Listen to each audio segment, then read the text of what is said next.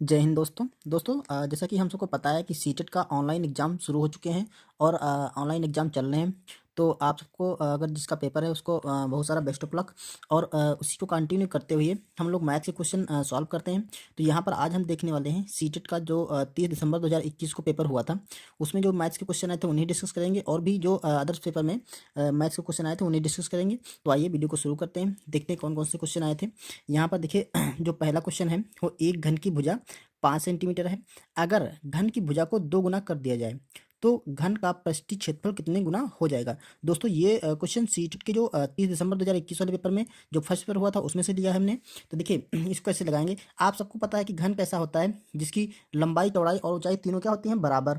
तो देखिए कुछ इस टाइप से होता है घन, जिसकी लंबाई इसमें दे रखा है। लंबाई उसकी जो 5 सेंटीमीटर, मतलब भुजा उसकी 5 सेंटीमीटर है, तो उसकी लंबाई चौड़ाई और ऊंचाई तीनों चीज़ें बराबर होती हैं। ठीक है, तो तीनों 5-5, देखिए ये लंबाई हमने इसको ऐसे दर्शाया है, एक चौड़ाई मान लेते हैं और एक ऊंचाई मान लेते हैं, तो ये तीनों क्या होंगी, 5-5 सेंटीमीटर की होंगी। अब कह रहा है इसकी भुजा को अगर 2 गुना कर दिया जाए, पहले हम इसका एक क्षेत्रफल निकालेंगे, पृष्ठीय क्षेत्रफल। ठीक है, पृष्ठीय क्षेत्रफल। और फिर दूसरा कह रहा है जब उसकी भुजा को 2 गुना कर दिया जाए तब निकालेंगे। तो ये कह रहा है कि जो पहले वाला क्षेत्रफल है वो दूसरे वाले क्षेत्र, मतलब दूसरे वाला जो क्षेत्रफल बाद में निकालेंगे वो पहले वाले का कितना गुना हो जाएगा। तो आइए हम इसको क्वेश्चन को सॉल्व करते हैं।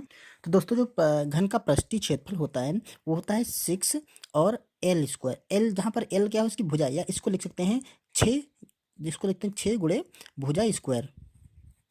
भुजा स्क्वायर ये होता है पृष्ठीय क्षेत्रफल घन का। तो अब देखो यहाँ पर जो भुजा दे रखी है वो 5 सेंटीमीटर दे रखी है, तो ये हम यहाँ पे निकाल सकते हैं। ये होगा 6 गुणे 5 का स्क्वायर करेंगे तो 5 पचे 25 हो जाएगा, या ऐसे लिख सकते हैं 5 का स्क्वायर। तो ये 5 25 और 25 को 6 से गुणा करेंगे। ठीक है, तो 25 का 150। ठीक है, ये हो जाएगा आपका 150 सेंटीमीटर स्क्वायर। जो पृष्ठीय क्षेत्रफल होता है वो सेंटीमीटर स्क्वायर में लिखा होता है। तो जो इसकी 5 सेंटीमीटर भुजा, इस घन का जो क्षेत्र पृष्ठीय क्षेत्रफल होगा वो 150 सेंटीमीटर स्क्वायर होगा। अब कह रहा है जब इसकी भुजा को 2 गुना कर दिया जाए। ठीक है, मतलब जो 5 सेंटीमीटर भुजा थी इसको हमने कर दिया 10 सेंटीमीटर, 2 गुना। ठीक है, जब हमने सॉरी यहाँ पर 2 गुना कर दिया।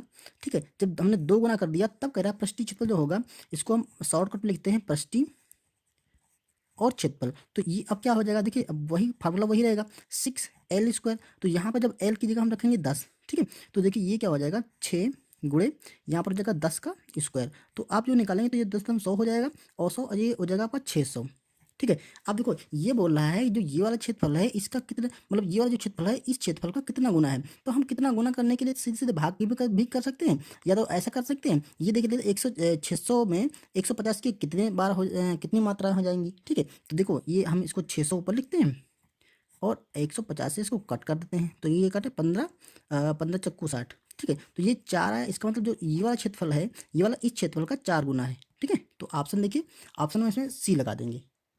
चलिए अब नेक्स्ट क्वेश्चन करते हैं। यहाँ पर है क्वेश्चन, नरेश 30 जून को सुबह 11:20 AM पर अपनी यात्रा शुरू करी। ठीक है, ये टाइम वाला क्वेश्चन है। और 1 जुलाई को शाम 5:40 PM पर यात्रा समाप्त की। यात्रा को पूरा करने में लगने वाला समय निकालना है। ठीक है, समय वाला क्वेश्चन है। तो देखो कहाँ से शुरू करी, 30 जून को शुरू की। ठीक है, और टाइम क्या है, 11:20 AM। मतलब ये रात की बात, मतलब देखिए जो AM होता है मतलब सुबह की बात कर रहा है। ठीक है, क्योंकि रात में होता है, अगर रात में 11:20 होगा तो वो PM होगा। तो यहाँ पर AM है, मतलब हमारा सुबह वाला ये सुबह वाला जो दिन का होता है 11:20 उसकी बात कर रहा है। तो इतनी 11 शुरू की। ठीक है, अब कह रहा है वो 1 जुलाई शाम 5 बजकर। तो देखो ऐसे कर सकते, देखो जून चल रहा है क्योंकि जून 30 दिन का महीना होता है, तो ये आखिरी दिन है। ठीक है, इसके बाद आएगा आपका 1 जुलाई। ठीक है, तो 1 जुलाई को जब 11:20 होगा, ठीक है, AM, तो आपके जो घंटों की मात्रा हो जाएगी वो 24 घंटे हो जाएंगी। ठीक है, 24 आवर्स का समय यहाँ हो गया। क्लियर। अब उसके बाद कह रहा है ये 5:40 पर यात्रा समाप्त की। तो देखो यहाँ से लेकर के 5:40 जब होगा तो उसके बीच का आपको समय कैलकुलेट कर लेना। देखो ये क्वेश्चन आप अपने अकॉर्डिंग कैलकुलेट कर सकते हैं, जैसे कि हम लोग टाइम अपने अकॉर्डिंग देखते हैं और उसमें अनुमान लगाते हैं कि कितना समय लगता है। ठीक है, वैसे भी आप कैलकुलेट कर सकते हैं, बाकी आपको जैसा भी आसान लगे वैसे कर सकते हैं। देखो यहाँ से ऐसे जोड़ेंगे 24 घंटे निकला है। अब 11:20 से जैसे ही 12 बजेगा, और तो यहाँ पर देखिए 20 मिनट है तो 40 मिनट और हो जाएगा। जैसे 12 बजेगा तो हमारा कितना टाइम हो जाएगा, 40 मिनट और हो जाएगा। ठीक है, अब यहाँ से हम आसानी से देख सकते हैं 40 मिनट, 12 बजे, 12 बजे के बाद जब 40 मिनट होगा तो हमारा क्या कितने 5 घंटे और 40 मिनट का और समय हो जाएगा, क्योंकि 5:40 जब होगा 12 के बाद 5:40 होगा तो 5 घंटे और 40 मिनट का समय और हो जाएगा। तो ये 5 घंटे, ठीक है, और 40 मिनट का समय, और तो ये जो टोटल समय है इसे हम ऐड कर लेंगे और हमारा टोटल समय लग जाएगा कितनी, यात्रा को पूरा करने में कितना समय लगा। अब देखो यहाँ पर हम कैसे ऐड करेंगे, देखो 24 घंटे तो है ही हैं। अब यहाँ पर देखिए 5 घंटे और हैं तो 24 5 29 घंटे हो जाएंगे, 29 घंटे हो जाएगा। अब देखो 40 मिनट ये हैं और 40 मिनट ये हैं तो ये टोटल हो जाएंगे 80 मिनट, ठीक है। लेकिन 80 मिनट का हम 1 घंटा इसमें कैलकुलेट कर लेंगे तो 1 घंटा हमारा बच जाएगा। ये 80 मिनट को हम लिख सकते हैं 1 घंटा और 20 मिनट, क्योंकि 60 मिनट का 1 घंटा होता है तो 1 घंटा 20 मिनट और जोड़ लेंगे तो देखो 29 घंटे ये बना था, तो ये हो जाएगा आपका 30 घंटे और आपके 20 मिनट अगर अलग बन जाएंगे तो ये 20 मिनट हो जाएगा। तो 30 घंटे और 20 मिनट टोटल समय हमारा लग जाएगा। तो ऑप्शन देखिए हमारा 30 घंटे 20 मिनट, ऑप्शन नंबर हमारा ए सही हो रहा है। और दोस्तों दूसरा तरीका इसका ए निकालने का, देखिए यहाँ से आप ये टाइम निकाल लिया, आप 24 घंटे हो जाएगा, ठीक है, 24 घंटे हो गया। अब क्या करिए आप, जो ये 12 घंटे वाला समय है इसको आप 24 घंटे वाले समय में कन्वर्ट कर लीजिए। तो जो जब इसको हम 24 घंटे वाले समय में कन्वर्ट कर लेंगे फिर जो 5:40 होगा तो इसे हम लिख सकते हैं 12 के बाद 12 5 17:40 तो 17:40 से 11:20 घटा देंगे। अगर 17:40 से हम 11:20 घटा देंगे तो देखिए क्या बचेगा हमारा, यहाँ पर बचेंगे आपका 20 मिनट और यहाँ पर देखिए 7 से 1 जाएगा तो आपका 6 घंटे बच जाएगा, ठीक है। तो 6 घंटे 20 मिनट और जुड़ जाएगा। तो यहाँ देखिए 24 घंटे था, 24 घंटे में अगर 6 घंटे 20 मिनट जोड़ देंगे तो 30 घंटे 20 मिनट हो जाएंगे। तो वही चाहे आप ऐसे कैलकुलेट कर लीजिए, ठीक है, 12 घंटे वाले से तो आप अपने अकॉर्डिंग कैलकुलेट कर सकते हैं, ठीक है। और बाकी अगर आपको घटाने से क्वेश्चन लगाना है तो आप उस जो 24 घंटे का अंतर होगा उसको हटा करके वो 24 घंटे अलग कर लीजिए, बाकी समय को आप 24 घंटे वाले टाइम में कन्वर्ट करके आप घटा के निकाल सकते हैं। ओके, तो चलिए नेक्स्ट क्वेश्चन करते हैं।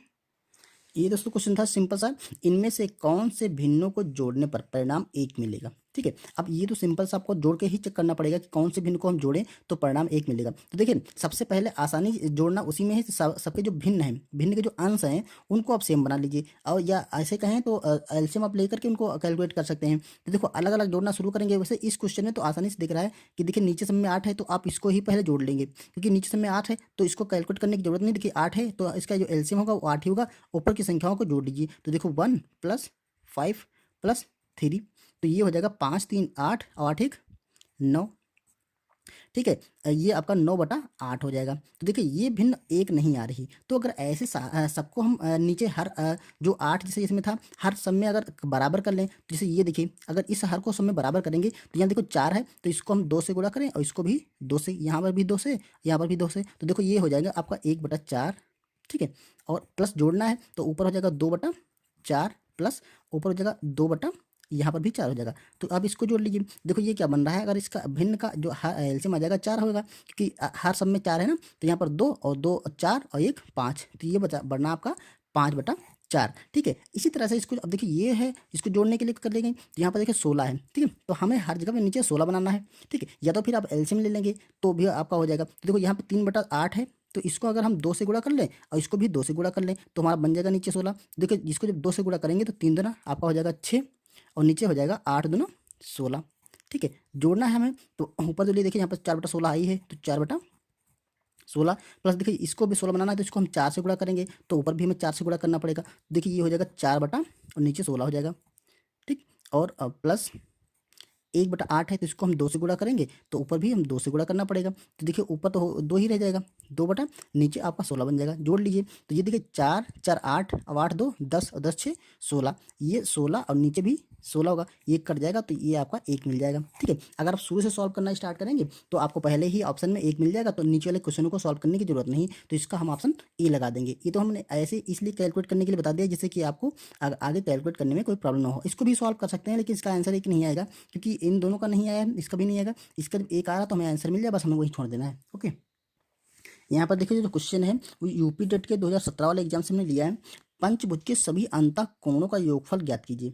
पंचभुज के सभी अंतः कोणों का योगफल पूछ रहा है। दोस्तों पंचभुज कैसा होता है, देखिए जिसकी 5 भुजाएं होती है कुछ ऐसे ऐसे, ठीक है। अगर हम ऐसे बनाएं, ठीक है, तो ये कुछ बन जाता है पंचभुज। दोस्तों यहाँ पे थोड़ा ये लंबाइयाँ ज़्यादा हो गई, पंचभुज की सारी लंबाइयाँ क्या होती हैं, बराबर होती हैं, तो ये पंचभुज बन जाएगा। अब इसके अंतः कोणों का योगफल बोला है, अंतः कोणों का योगफल। तो जो अंतः कोण है ध्यान रखिए इनको हम अंतः कोण बोलते हैं, ये कि ये 5 भुज के इसके 5 अंतःकोण होंगे, इन अंतःकोणों का योगफल ज्ञात करना है। तो दोस्तों इसको हम कई तरीक़ों से लगा सकते हैं। तो सबसे पहले आपको इसको हम बेसिक तरीका बिल्कुल बताते हैं, ठीक है, और दूसरा तरीका हम फार्मूले से बताएंगे। तो जो बेसिक तरीका है देखिए ऐसे आप लगा सकते हैं जैसे यहाँ पर है, ठीक है। तो यहाँ पर जो कोण बनता है वो 360 अंश का बनता है। अब क्या करें, हम इसको 5 भागों में डिवाइड कर लें ऐसे करके। अगर हम 5 भागों में इसको डिवाइड कर लेंगे तो देखो यहाँ पर ये 5 भागों में बराबर बराबर बट गया, तो 360 को हम 5 से भाग कर देंगे तो ये बनेगा 5 से 35, ठीक है, बचा 1, ठीक, और 5 दूना 10। तो जो एक कोण बनेगा वो आपका 72 अंश का बन जाएगा। ये जो कोण बनेगा आपका 72 अंश का, तो सारे एक कोण 72 72 के बन जाएंगे। क्लियर।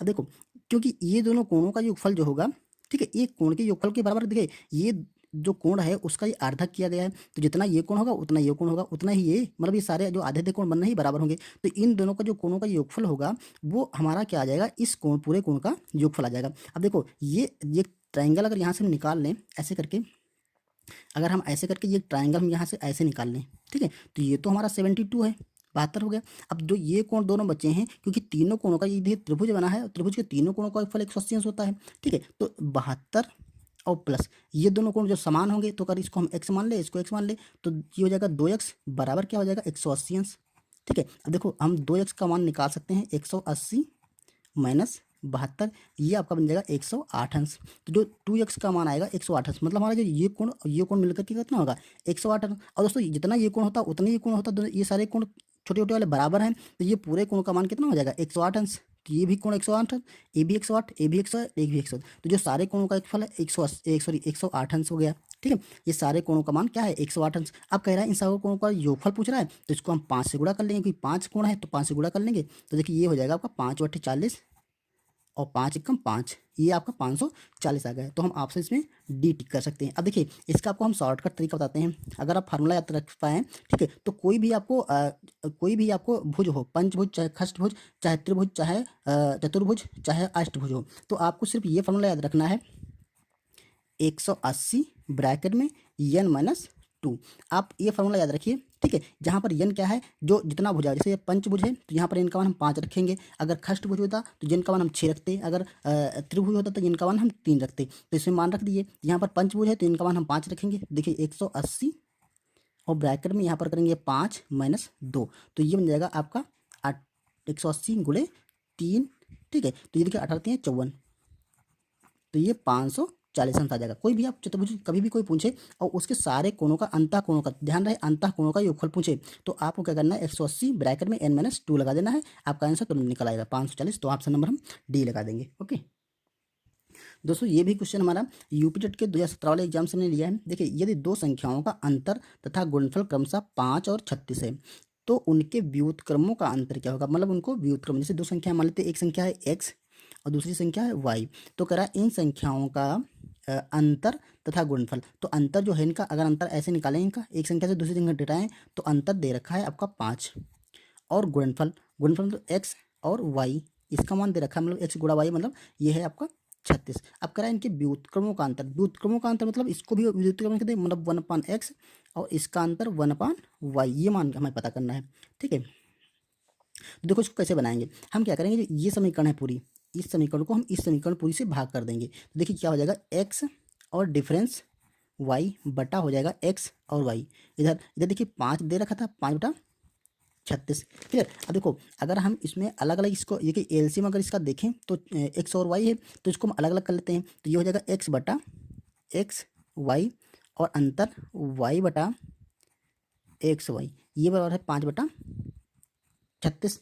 देखो क्या करना है, x x यहाँ से कट गया, y y यहाँ से कट गया, तो 1/y अंतर 1/x, ये बराबर हो गया 5/36। अब देखो ये हमने क्या किया, ये दोनों उनके व्युत्क्रमों का, देखिए अगर ये जो चिन्ह लगा है इसका मतलब जो संख्या बड़ी है उसमें से छोटा घटाना है। ये नहीं कि x 1/x से ही 1/y घटा, जैसे ये है तो जरूरी नहीं कि इसमें से x से ही y घटा हो तब 5 आया हो सकता है y से x घटा हो तब 5 आया हो, मतलब हो सकता है y बड़ा हो सकता है x बड़ा हो, इसलिए ये ऐसे चिन्ह लगाया था। इसका मतलब होता है अंतर, मतलब जो संख्या बड़ी है उसमें से छोटा घटाया जाता है। तो यहाँ पर देखिए एक 1/y और 1/x, मतलब ये दोनों संख्याओं के व्युत्क्रमों का अंतर, ये ठीक है, ये अंतर का चिन्ह है, संख्याओं के व्युत्क्रमों का अंतर क्या आ गया 5/36। तो ऑप्शन देखिए, ऑप्शन हम ए लगा देंगे। दोस्तों अगला क्वेश्चन है, एक मिनी बस में अधिकतम 15 विद्यार्थी बैठ सकते हैं, उसके 3 गुना विद्यार्थी बड़ी बस में बैठ सकते हैं। अगर 15 अब एक छोटी बस में बैठ सकते हैं, तो बड़ी बस में 15 का 3 गुना बैठ सकते हैं, ठीक? मतलब 15 तिया 45 विद्यार्थी बैठ सकते हैं। 112 विद्यार्थी पिकनिक पर जाना चाहते हैं, तो कम से कम कितने वाहनों की आवश्यकता होगी? अब देखिए, इस क्वेश्चन को हमें क्या करना है, उसने एक चीज़ कही है यहाँ पे, कम से कम कितने वाहनों की आवश्यकता होगी, वाहनों की संख्या कम से कम होनी चाहिए। तो ध्यान रहे कि हम बड़ी बस पहले ज़्यादा करेंगे कि छोटी बस करेंगे, क्योंकि कम से कम वाहन ले जाना है ना, तो हम क्या करेंगे, बड़ी बस ही करेंगे सबसे पहले। तो जो बड़ी बस है कितनी बसें भर सकती है, देखो जो छोटी बस है, जो मिनी बस है, ठीक है, उसमें आते हैं 15 विद्यार्थी, ठीक है। और जो मैक्सिमम मतलब बड़ी बस है, इसको हम लार्ज बस से यल से डिनोट कर रहे हैं। जो बड़ी बस है लार्ज बस, उसमें आएंगे इसका 3 गुना, मतलब 15 तिया 45 विद्यार्थी, ठीक है। तो देखो हमें 112 विद्यार्थियों को ले जाना है, तो कम से कम बसों की आवश्यकता होगी, तो हम सबसे पहले 45 वाले बच्चों को भरेंगे, मतलब बड़ी बस की संख्या देखेंगे कितनी संख्या मैक्सिमम आ सकते हैं। देखो 45 एक में हो जाएंगे, प्लस 45 हो जाएंगे दूसरी बस में, ठीक है। प्लस अगर 45 हम तीसरी बस भी भरें, देखो ये इनकी संख्या जोड़ के कितनी हो जाएगी, 45 गुना 90, और ये हो जाएगा 135। क्योंकि विद्यार्थियों की संख्या 112 है, तो हम क्या करेंगे, हम दो ही 45 प्लस वाले दो ही बस करेंगे, मतलब जो बड़ी बस है उनकी संख्या दो ही कर सकते हैं, क्योंकि अगर तीन संख्या करेंगे तो 135 विद्यार्थी हो जाएंगे, लेकिन हमारे पास विद्यार्थियों की संख्या क्या है, 12 है, ठीक है। तो हम क्या करेंगे, 45 विद्यार्थी दो बसें कर लेंगे, तो इनकी संख्या तो हो गई दो। अब देखो ये अगर हम दो, ये हो गया कितना, 90 विद्यार्थी हो गए, ये कितने हो गए आपके, 90 विद्यार्थी हो गए, ठीक है। अब बचे कितने, अब बचे हैं आपके विद्यार्थी 112। तो देखो 90 10 100, मतलब हमारे विद्यार्थियों की संख्या आपकी 22 बच गई, ठीक है। क्योंकि 112 थे, 90 हमने भर दिया, तो विद्यार्थियों की संख्या अभी 22 बची है, ठीक है। तो 22 बसें भरने के लिए हम क्या करेंगे, 15-15 वाली दो बसें कर लेंगे, ठीक है। 15-15 वाली दो बसें कर लेंगे, तो 15 दूना 30 विद्यार्थी आएंगे, लेकिन हमारे पास 22 हैं, तो इनकी संख्या भी दो ले लेंगे, ठीक है। तो इस तरह से दो बसें हो जाएंगी मिनी, और दो बसें हो जाएंगी लार्ज वाली। तो देखिए ऑप्शन हमारा दो बसें मिनी और दो बसें बड़ी वाली, ठीक है। तो ऑप्शन हम ए लगा देंगे। दोस्तों यहाँ पर हमारे दिमाग में एक क्वेश्चन, एक चीज़ और आ रही होगी कि अगर हम तीनों तीनों बसें बड़ी वाली कर लें, 135 विद्यार्थी जाएंगे तीन बसों में बड़ी वाली, तो हम क्यों ना तीनों बसें बड़ी वाली कर लेते, बिल्कुल कर सकते हैं। लेकिन जो ऑप्शन है उसमें दोनों दे रखी, मिनी और बड़ी दोनों दे रखी है, ठीक है। तो हम 135 की मतलब तीनों बसें नहीं कर सकते बड़ी वाली, ठीक है। इसलिए ये बसें दो हो जाएंगी, जो बचेंगे विद्यार्थी 22 विद्यार्थी, ठीक है। तो उनकी संख्या जो ले जानी है 15-15 वाली दो बसें ले जाएंगे, ठीक है। तो ये उम्मीद है ये चीज़ क्लियर हो गई होगी दोस्तों। इस वीडियो में इतने ही क्वेश्चन, चलिए इसका और बाकी जो क्वेश्चन है उसके लिए हम नेक्स्ट वीडियो बनाएंगे, ठीक है। उसमें हम लोग डिस्कस करेंगे। तो आप लोग अपनी तैयारी अच्छे से करते रहिए, और उम्मीद है आप लोगों का जो सीटेट का एग्जाम है बहुत अच्छा होगा, ओके। तो चलिए मिलते हैं नेक्स्ट वीडियो में, तब तक के लिए थैंक यू।